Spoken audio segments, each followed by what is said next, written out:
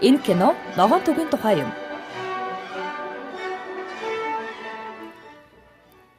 Цэцэрлэг болон сургууль байгаль орчин тогтвортой хөгжлийн чиглэлд яаж хамтран ажиллаж болох талаар та бүхэнд бид танилцуулна.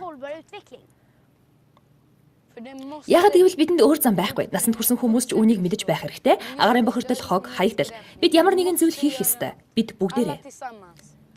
Хүн бүхэн энэ тухай мэддэг байх гэж би бодож байна. Гэвч энэ амаргүй. Хүн хэцүү ажил. Тийм биш гэж юу? Тийм ч учраас бид хоёр ногоон туг гэж юу болох талаар ярих гэж байна. Энэ маш энгийн. Биднийг сонсоод үзтээ. Ногоон туг гэдэг бол хэрэгсэл бөгөөд батламж юм. Та байгаль орчны чиглэлээр зохион байгуулагдсан төлөвлөсөн арга барилаар ажиллана. Шведийн олон цэцэрлэг болон сургуулиуд хийдэг шиг дэлхийн бусад оронд ч бас адилхан хийн. Хүн бүхэн сурагчид, багш нар, сургуулийн удирдлагууд бүгд. Хамгийн гол нь сурагчид. Ингэснээр бидний ажил чухал ач холбогдолтой болж бид бүхэн сайн ажиллана. Хүн бүхэн ингэж бодох хэрэгтэй. Хүлээгээрэй чи ямар нэгэн зүйл авна гэсэн үү? Тийм ээ, юуны өмнө бүртгүүлэх хэрэгтэй. Тэгээ туг болон батламжийг авна. Гэвч яаж хийх юм бэ? Амархан уу? Мэдээж амархан. Таны хийх зүйл бол манай цахим хуудсанд бүртгүүлнэ. Энэ маш амархан байлаа. Ингээл болоо юу? Үгүй дээ. Одоо л хамгийн хөгжилтэй зүйл нь эхлэх гэж байна. Эдгээр тойргийн дагуу ажиллахад жил орчим болно. Энэ нэг жилийн хугацаанд өгөгдсөн даалгавруудыг биелүүлбэл та ногоон туг авах болно. Аха, тэгвэл юунаас эхлэх вэ? Та юуны өмнө ногоон тугийн ажлын хэсэг байгуулна. Тэдгээр хүмүүс ногоон туг хөтөлбөрийг сургуультаараа зохион байгуулах үүрэгтэй. Ногоон туг ажлын хэсэг. Дараа нь та бодлогын түвшинд ажиллах хүнийг томилно. Тэгснээр энэ хүн үйл ажиллагаанд танаас сургууль хамрагдаж байгаа талаар шийдвэр гаргагчид мэдэх болно.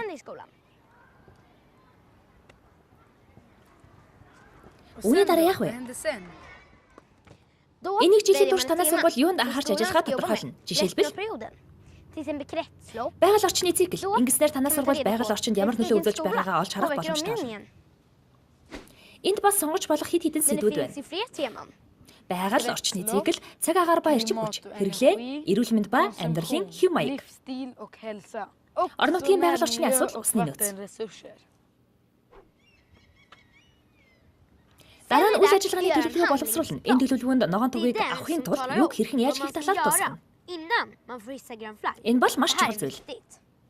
Төлөвлөгөөнд зорилго тухайн зорилгодоо хүрэх үйл ажиллагаанууд болон байгаль орчноо хамгаалахад бусад хэрхэн нөлөөлөх талаар тусгана. Энэ бол хамгийн чухал хэсэг юм. Одоо батламж аваад тугаар хийсгэж болох уу?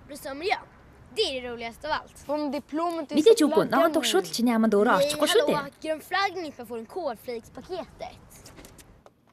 Тугийг авахын тулд зорилгоо биелүүлэх ба хийсэн бүх ажлаа баримтжуулсан байх ёстой.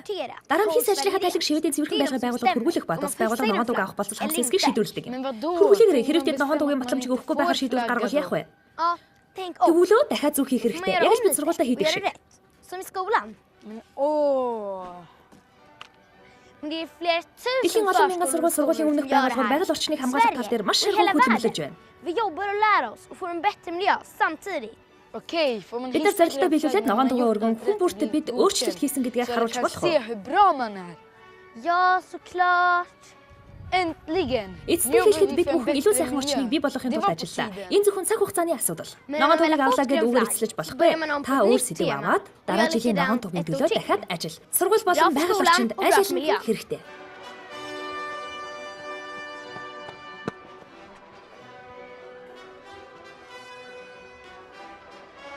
Ямар гоё юм бэ?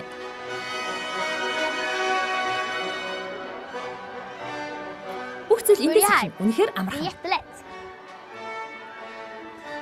Баяртай.